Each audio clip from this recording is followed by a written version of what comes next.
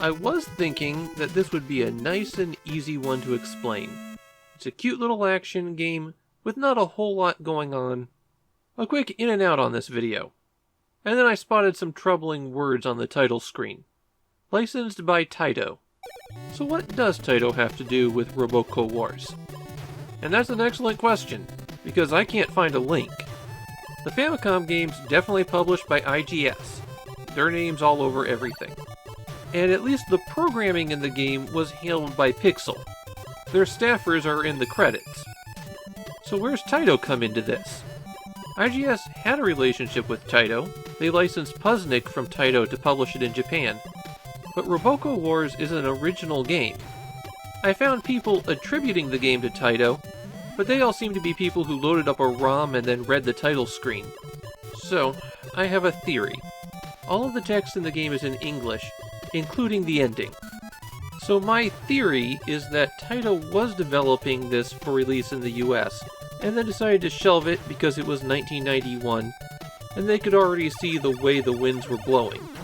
And then IGS licensed Robocco Wars along with Puzznic, and that's why this cartridge exists. But it's just a guess. I can't find anything to definitively tie Taito to this game beyond that title screen. Once you are past the title screen, Robocco Wars is a run-and-gun shoot-'em-up. You get both styles of games here. The plot is that Lance wants to kill the bad guy, so he hops into Robocco R10 and drives off to do that. That wasn't a joke, I wasn't being reductive, that's the actual story. The game alternates between side-scrolling platforming stages and auto-scrolling shoot-'em-ups. On the side-scrolling stages, A jumps and B shoots, while on the shoot-'em-up stages, B fires your main gun and A drops a bomb from your plane or fires a missile from your submarine. You have pretty good auto-fire in Robocco Wars, but there are a limited number of bullets allowed on screen, and so sometimes your secondary weapon just won't work because you're firing your primary weapon too much. Another issue with the controls on the platforming stages is that they're very floaty. Tapping a direction for a moment sends you skidding. There are ice stages in Robocco Wars, but it already feels like you're playing on ice.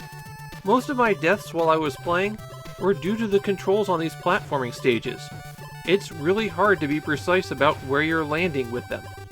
There aren't a lot of power-ups in Robocco Wars. The P increases your firepower.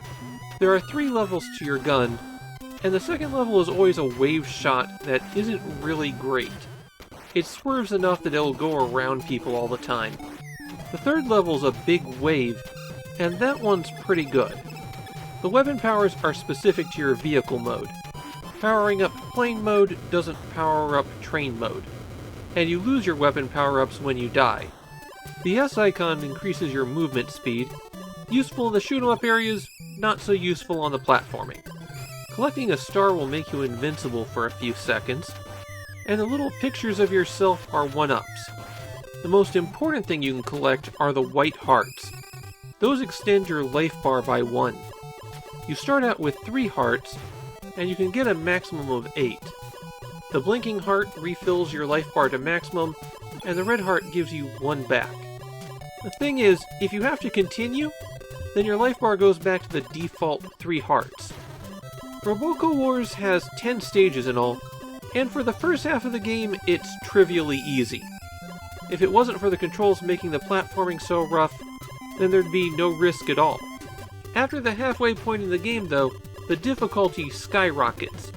There's a lot more enemies thrown at you with a lot wilder attack patterns, and the bosses start requiring some precision to fight them. If you have to continue at that point, you might as well start over. You're going to have a really difficult time with only 3 hearts. The bosses in Robocco Wars come in 2 varieties. The ones that you can just shoot like crazy and have enormous health bars, and the ones that are vulnerable for only a split second, but have tiny health bars. It actually winds up being pretty well balanced, though with the later bosses, you'll definitely have to learn their patterns if you're going to beat them. Robocco Wars seems to fly really under the radar in Japan. It does have some fans though, mostly people who are surprised that other fans of the game exist. Seriously, I found like 6 people saying that. It is a bit of a rare one. These days, a cartridge-only copy will cost you about 6,000 yen. My initial thought with Robocco Wars was, it's cute, but it's way too easy. And then the second half was actually challenging, but when I got a game over, I had to hit reset and go back to the beginning. It is a very basic game, and so I don't think shoot-'em-up fans would really be thrilled by it, but it's also not really horrible. It's just fine.